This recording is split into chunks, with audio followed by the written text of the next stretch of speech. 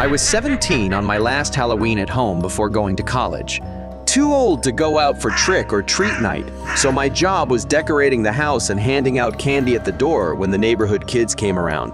Our town is a quiet town where nothing bad ever happens. It's a great place to grow up, but not very exciting either. So when something scary happens, it significantly affects everyone. All the homes in our town are nice. We live in what they call the Research Triangle of North Carolina. It's a high-end area of people employed mainly by high-tech firms. It's a Silicon Valley on the East Coast. My subdivision in particular is very affluent. Our house is gorgeous as seen by anyone not from the area. Still, the really fantastic home in our subdivision is our neighbor's house. It's enormous and stunning architecture, and the landscaping is impeccable. And for every holiday, they go 1000% with their decorations. And Halloween is their favorite time for going wild with decorations. This year was no exception. By October 1st, they had all their decorations out. Now in our neighborhood, everyone decorates. Some have hand-carved jack-o'-lanterns and decorate traditionally with ghosts made from bed sheets and witches on broomsticks or giant black glowing spiders on orange-lit spider webs. Blow-up goblins, skeletons, and pirates are spooky and colorful. But our neighbors go all out and are actually scary. They have a fake graveyard. Some graves are open with bloody corpses that rise in glowing red lights and shake and scream. There are fog machines and speakers for thunder when strobe lights flash as lightning. It draws a lot of attention. People who know about it drive by and take videos. Going to the door to trick or treat is extremely popular because the homeowners always dress to scare. Still, it is worth it as you are rewarded with extra large candy bars. If you are from the Research Triangle, you may have heard of this house. So let me get to the meat of the story. Halloween was on a Saturday, so many Halloween parties were held on Friday night, which meant it was noisy around the block until early morning. This night is for adults, not so much for children. They get Halloween itself.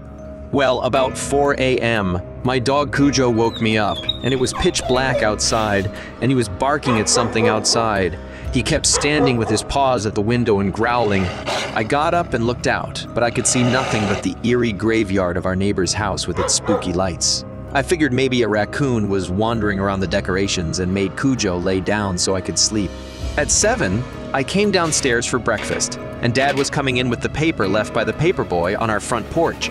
He gave me that evil eye and said I need to clean up after Cujo because it stinks. And today is Halloween, and we will have tons of kids coming to the house. I said, I cleaned up after Cujo. I didn't leave his mess out front. When I left for school, I too got that putrid smell and knew what my dad was talking about. But I knew it wasn't from Cujo. I quickly scanned the yard but saw no poop or dead animals, so I went to school. I could still smell a terrible odor when I got home in the afternoon. It was even worse and hung in the air. I had no idea what it could be. However, it stunk to high heaven. Well, I was responsible for handing out the candy when the trick-or-treaters came. About dusk, the first trick-or-treaters started ringing the doorbell, and when I opened the door, that terrible smell about knocked me over.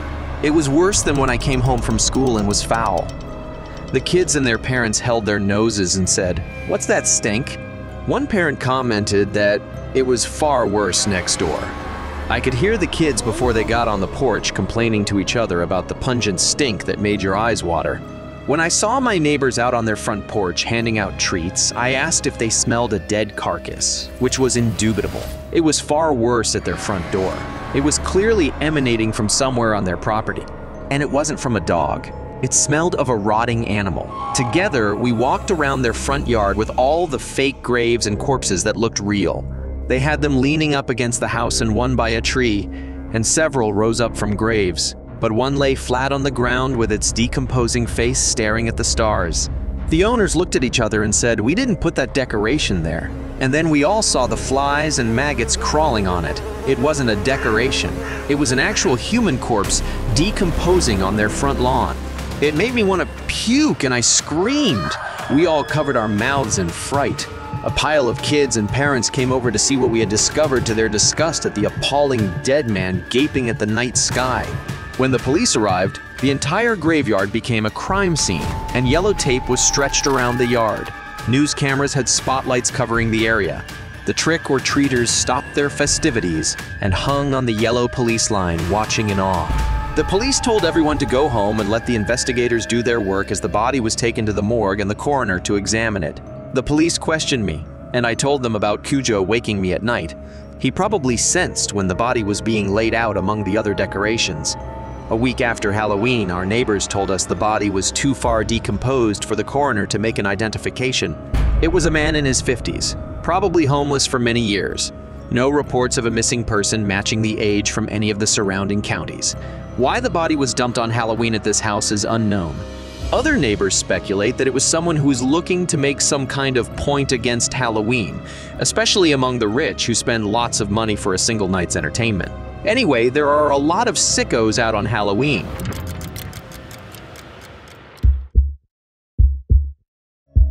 My name is Michael, and I live in Charlotte, and this year I'll be 29 years old. My trick-or-treating days are long past. Handing candy out at the door is now my pleasure. But I remember the fun of wearing a costume, running in the streets with my friends on Halloween, going door to door, and being so worn out from carrying a heavy bag full of candy.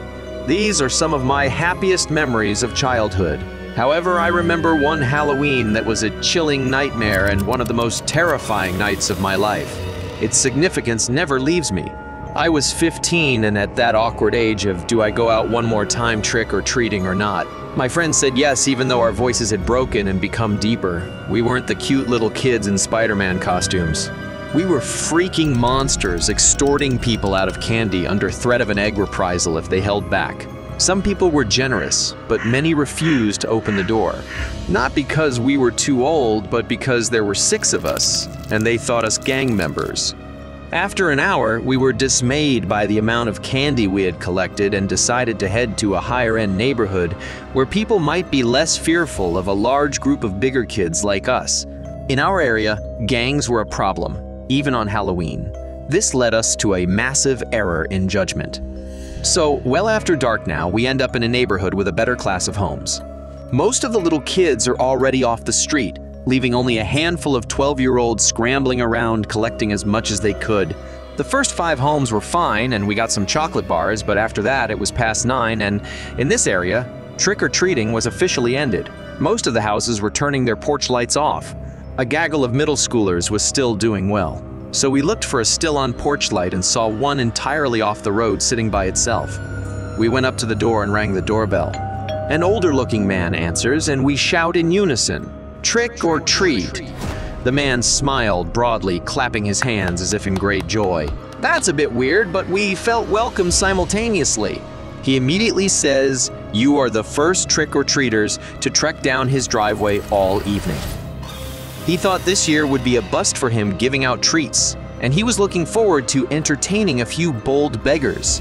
He was very complimentary of our scary costumes. He continued to tell us, since it was late and he was unlikely to get any guests at his house, that we were welcome to all the candy bars on his tray, which was a lot. He told us he had purchased 10 times more than was necessary, as it turns out. He thought he would have dozens more visitors than those who came this Halloween, and we could have it all since Halloween was over, and he was off to bed soon. It simply wouldn't stay fresh up in the cupboard until next Halloween. We had struck gold, and our candy drought was over. He explained that the box of candy bars was in the kitchen, and since he was getting up in age, it would be great if one of you kids could come and carry it out.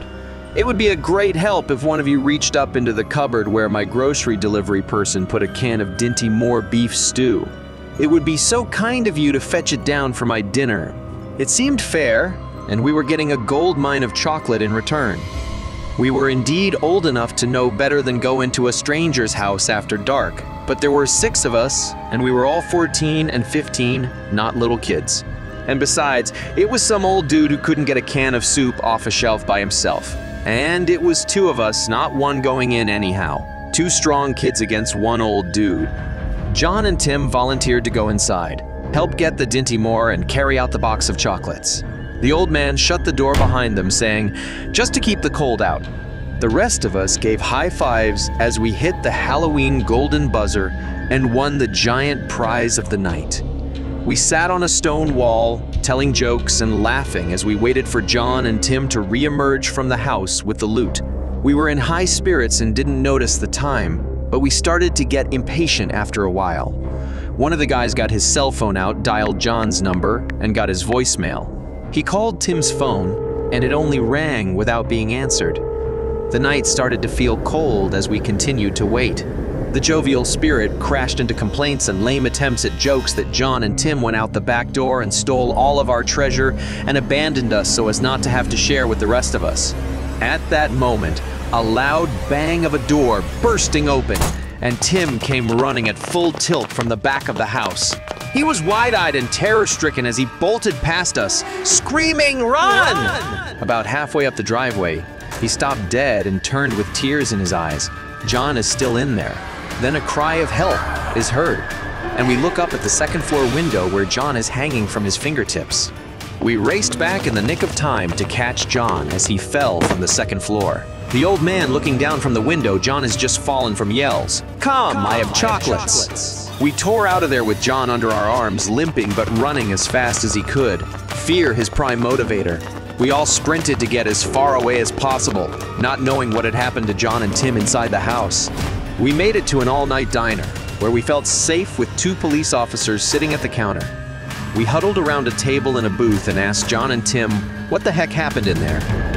Streaming in tears, John said, "That creep is the devil," Tim said. We went into the kitchen pantry, and he told us the candy was on the top shelf. Help ourselves, and he disappeared. I had to boost John up to get the box down, but when he lifted it, it was empty. Yeah, said John. It was empty, and we were pissed. The old guy had lied. We said, let's get out of here. But when we turned to the pantry door to leave, the guy was standing there blocking our way completely naked, wearing a devil's mask. I pushed him hard, and he fell, and I jumped over him and bolted for the back kitchen door. But the guy wasn't as old as he pretended, said John. He was on his feet and somehow got a butcher knife and blocked my escape the way Tim went. I had no choice but to run up the kitchen stairs to the second floor and jump from the window. I suggested that we tell those 2 cops at the counter and have them go arrest the creep in the devil's mask. But the consensus was we were 6 kids from a neighborhood known for gang members out late in a wealthy area after Halloween hour was passed. Who would the cops believe? Us or some guy pretending to be this old frail man who will say we tried to rob him? John said, I have a better plan. Next Halloween, we will send the devil to hell. We'll burn the place to the ground. We stayed away from the area for the year. The following Halloween, we returned to the house with our plan to send the devil to hell. But when we rang the doorbell, a young woman opened the door. We said, trick or treat, and she gave us a candy bar saying, you boys are a bit old, don't you think? Yes, ma'am. You are our last trick or treat. Thank you. Good night.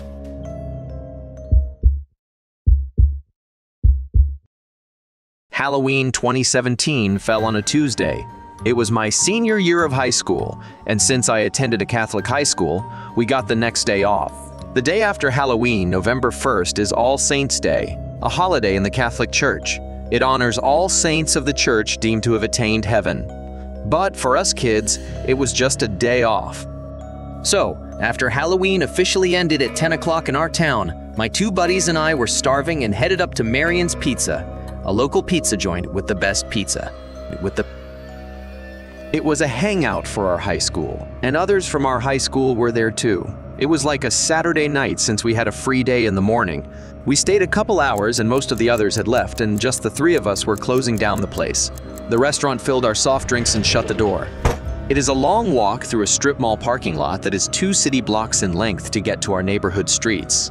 Yes, it's the suburbs, but we are streetwise, intelligent kids, and not naive to every town's danger. We know that walking home after midnight has its risks. We just didn't expect it to happen to us on a post-Halloween night. We were totally unprepared for what happened next. So we were walking and laughing down the sidewalk that paralleled the street that ran the length of the strip mall.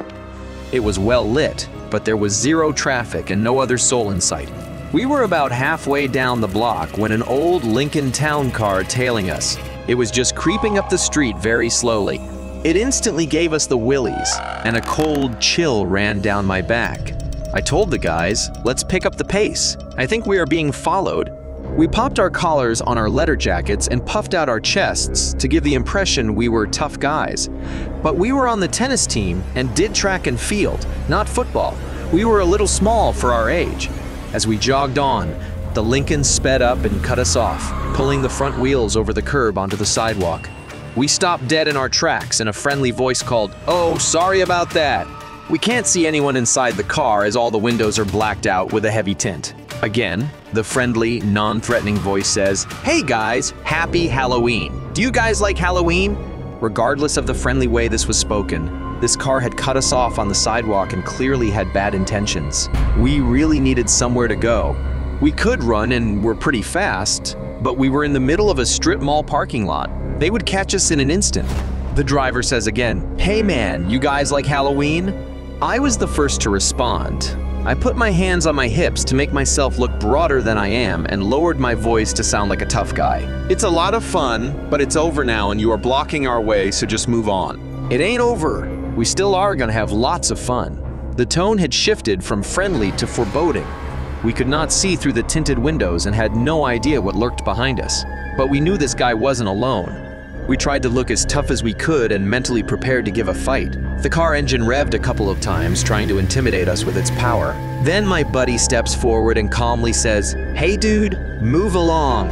We don't want trouble, but we are no strangers to it." I almost wanted to laugh, but stood tall and backed him up. At that, the 4 doors opened, and 4 big guys entered the night. They were all dressed in black. Even their hand had black gloves on.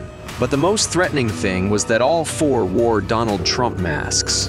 It wasn't funny because these guys were built like they had spent hours in the gym. We braced for the fight of our lives. The 4 men faced us with the car at their back. At this moment, Chuck, the 3rd guy with us who had been standing quietly until now, whispered to us, "Get ready to run." Then Chuck boldly stepped in front of the leader, looking casual with his Marion soda in his hand, saying in a friendly voice, "Maybe you would like a drink." He stepped forward, and within arm's reach, he swung the soft drink paper cup directly into the face of the leader's masked face with all his strength. The leader collapsed to the pavement, not making a sound. He just collapsed. The 3 of us ran full out towards our neighborhood. When I felt we were not being pursued, I turned and looked back to see 3 men bent over the 4th, laying on the ground, and lifting him as a limp sack of potatoes into the back seat of the Lincoln. Before we reached the street, the Lincoln was driving off. I was baffled and in disbelief. I put my arm around Chuck and asked, "Dude, how did you subdue that creep with a cup of soda?" He told us that while we were being hard-ass punks and taking those thugs' attention, he found a baseball-sized rock and put it into his empty soda cup. When he was close enough not to miss, he threw it with everything he had into that creep's head, luckily striking the temple. It must have knocked the guy out because he went down without even a murmur. We laughed. They wanted to roll us, and we rocked them. We were half their size and outnumbered in a terrifying situation, but none of us panicked. We used our best courage to stay calm and worked as a team. Be safe. Guys always travel together at night. Subscribe.